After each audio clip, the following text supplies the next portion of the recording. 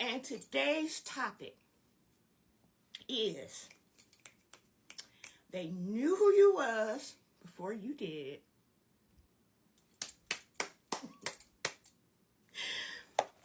And I only have a couple of Bible texts, but I'm not going to start off with the Bible. I'm going to start off just with a dialogue with you guys. And I'm just going to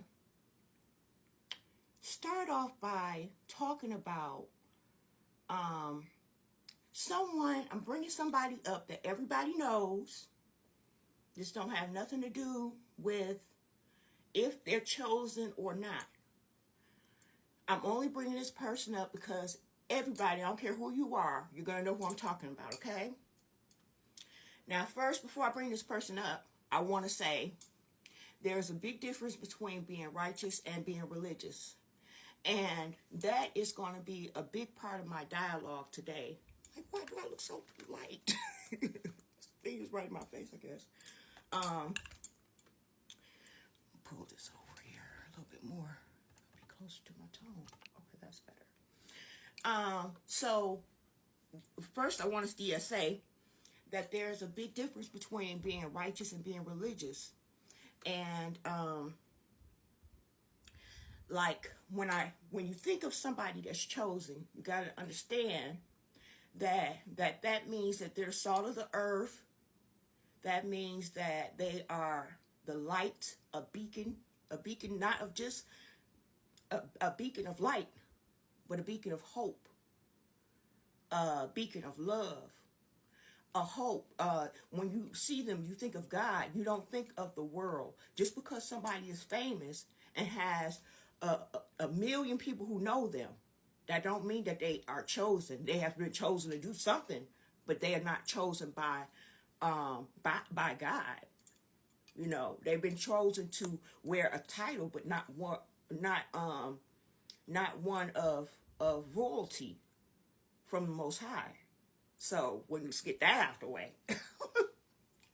Now, I want to say, this is just to give y'all sort of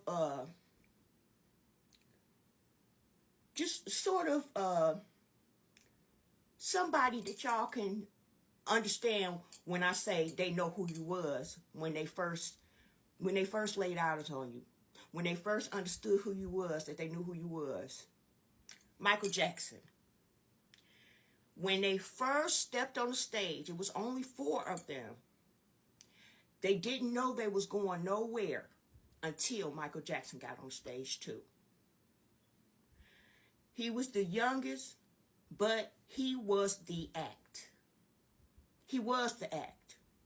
Even after he broke off from the Jacksons and went and did his own thing, they wasn't dressing alike no more. He went and did his own thing. He went and did Beat It. And even till this day, they dressing like him. He was a trendsetter. He was a firecracker.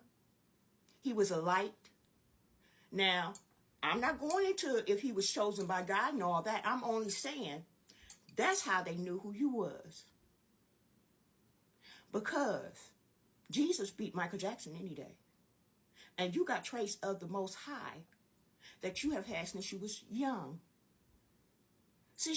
You have had those since you was young. You was a truth teller.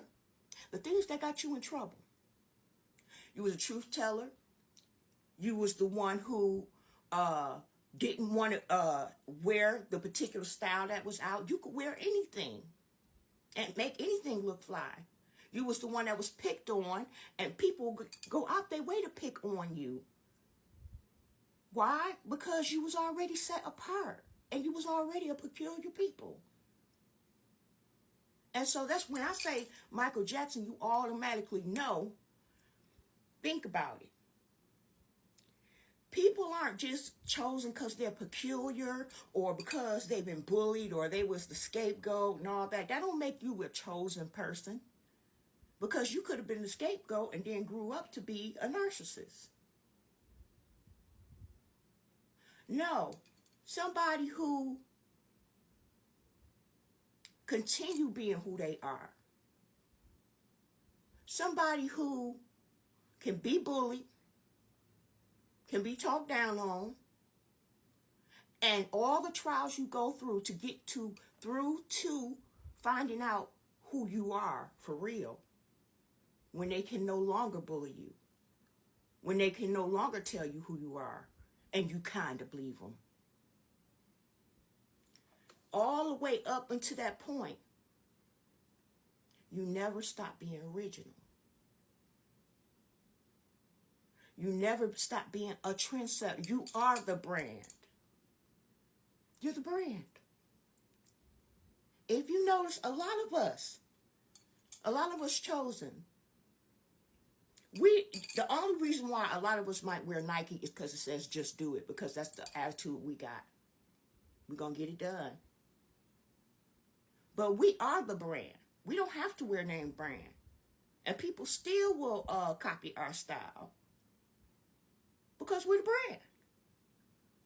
Because you wear something with swagger, the salt of the earth. We are the seasoning. We are the swagoo. And I'm saying that with the utmost confidence, because for too long, I was not confident in who I was. And now that God has finally brought me into who I am, I know who I am, and I'm confident in who I am. And so, when you think of light, you think of electricity, fire. Everybody cannot be bullied. I want y'all to know that. Everybody can't be bullied. Everybody cannot be a sponge. If you can be bullied and be a sponge and wake up with a whole re-energized, that means you got something down on inside of you. They're not taking from your energy, and then they're definitely not going to pour it back into you. No. So you are usually the one that people, project on before you know who you are. You're usually the person who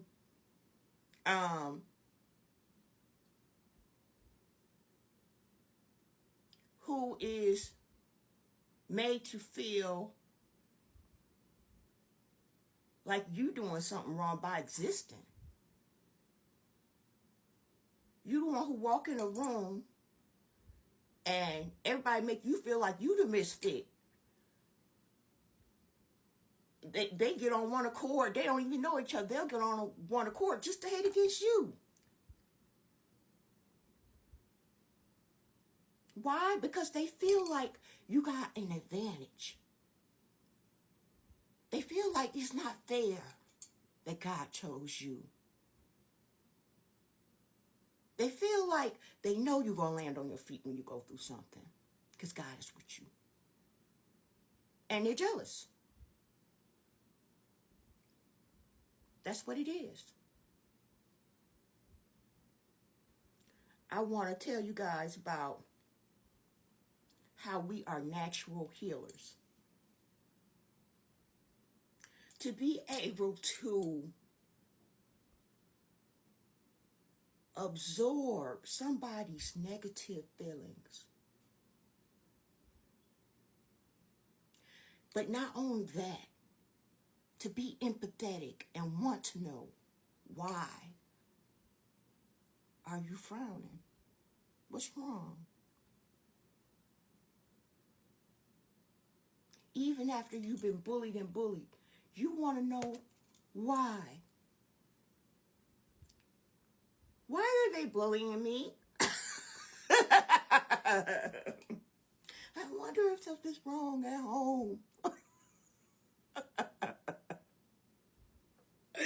You the one who got gaslit because you got in that relationship. Your mate started off talking about how they wasn't loved as a child and stuff.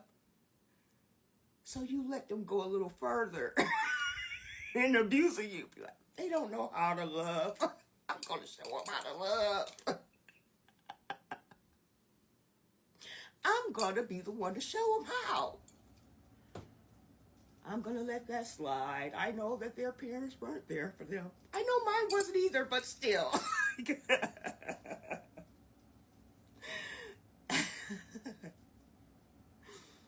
I'm saying that's the attitude you take. My mother was there for me.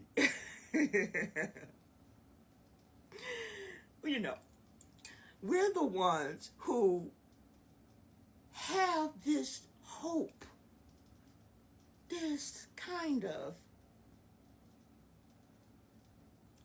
know that, okay, yeah, I know that this is against me, but at least I'm not, at least I got water, at least I got clean water.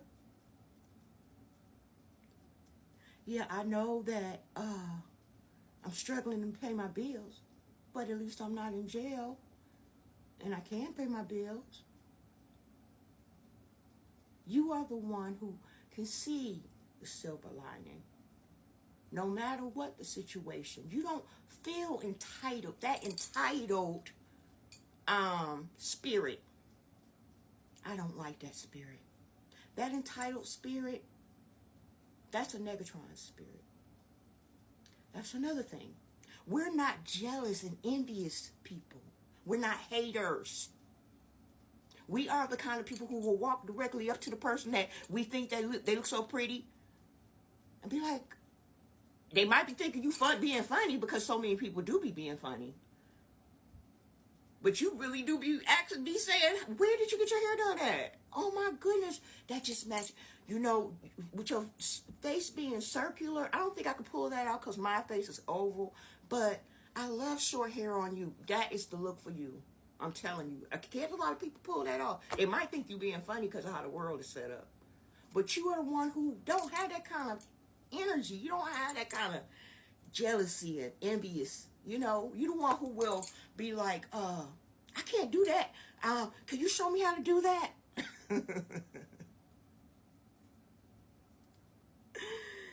And people will make you feel like it's something wrong with you for you being so outspoken, for you being real.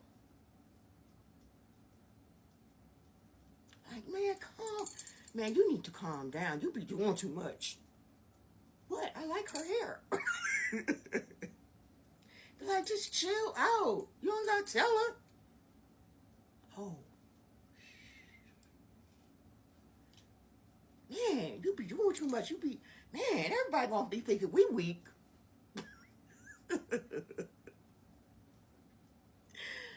You're the one who people will pick on you and they'll think that you are the people pleaser.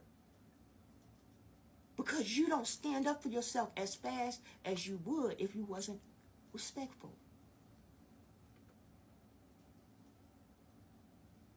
They think that you are the scary one. When you are the first one who would be the first one to go face the world, you'll be the first one to go face the world on your own terms.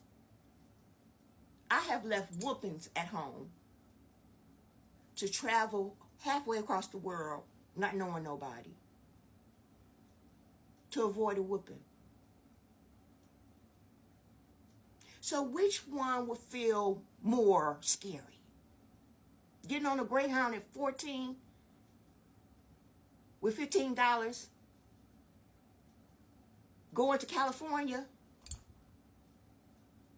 or getting a whooping? It's not that you're so scary. It's because of the respect that you have. You're the one who have the nerve to go against the Matrix. What is the Matrix? It's the woven thoughts that they put into us as children in school. It's the way we do things, the way we operate, the things we don't say in this neighborhood, the things we do say in this neighborhood, the way, the age that you're expected to get pregnant, the age that you're expected to drop out of school, the age that. You're the one who make up your own mind who you want to be. Or not be.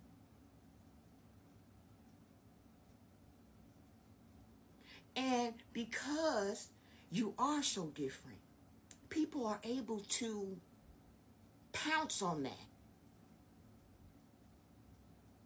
and kick you in the gut on that and make you question your own worth. Because when you look around and people that's around you not like you, well, it can't be everybody else. So it must be me.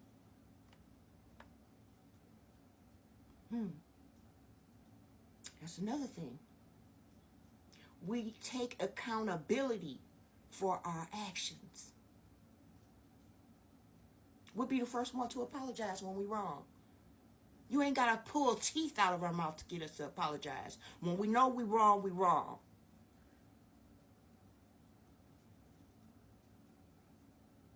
Even if you're the kind of person who is cool, you still find a way to say you're wrong. You know what? I ain't even have to do all that. My bad. Yes, that was a sorry. Look, if you can't accept my apology, that's on you. We find a way to get that apology out. Because we take accountability for who we are. If you tell me something about myself, there was a time, not very long ago, that if you and somebody else said the very same thing about me, I would really look into that about myself. Be like, 2 different people said that? Okay, well, something else I need to work on. Stop being a people pleaser. And I was a people pleaser because I wanted to fit in after a certain time. I wanted to be liked by people. So I'm like, I'm not so different, y'all. Look at me. I'm doing this too. See, I'm like y'all. Like, nope, you're trying too hard. Okay. Wrong. Okay, well.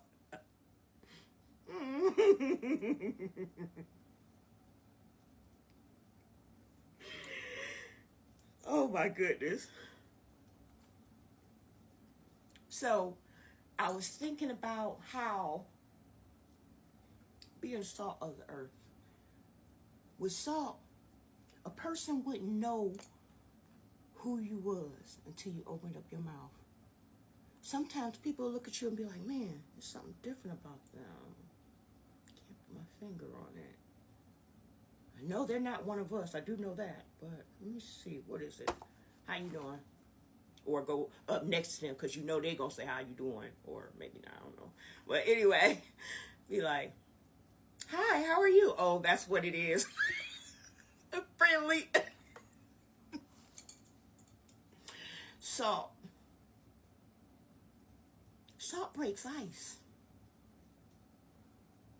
I'm from Detroit. First thing you do after you get all that, shovel that snow up, I almost forgot what it was. Or put on your porch before you go down the steps or whatever, is put some salt. They got the big salt. And it melts the ice. They have salt trucks. It melts the ice. Also, I'm sure that this isn't the kind of salt they're talking about in the Bible. I'm just only saying that these are characteristics that salt has taken on. It's things that you think of when you think of salt. Also, before any seasoning, and if you don't got no other kind of seasoning, you're going to have some salt and pepper in your house. You got to have a little flavor.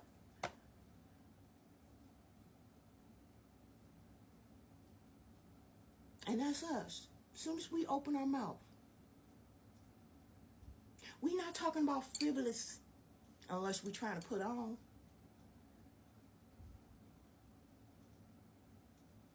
Go with the flow. But a lot of us, we're deep thinkers. We're not shallow.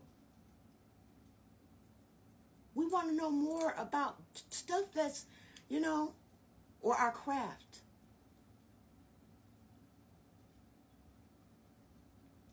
Even if your craft is off the wall, whatever you do, you know,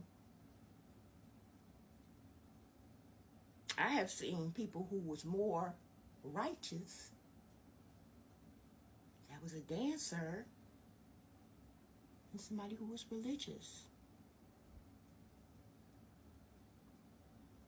I have.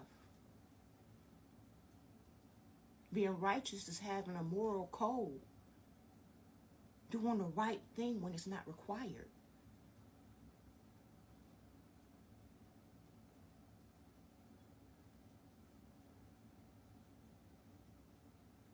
Being righteous is living in a right relationship with God, other people, and all creation. Living justly, honestly, faithfully, according to God's instructions.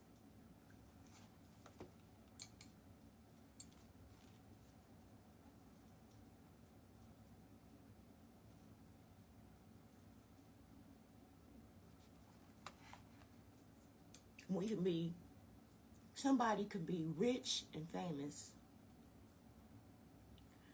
and be more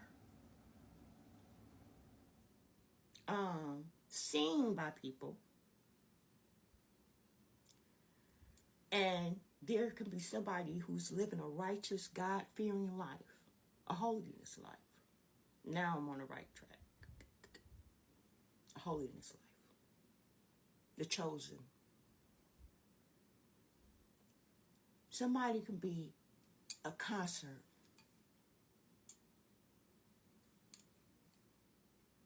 They can have an arena full of people and not touch as many as one beacon of hope. Yeah, you can entertain people. You can get them to pay and come to a concert. But can you reach in and touch their spiritual life?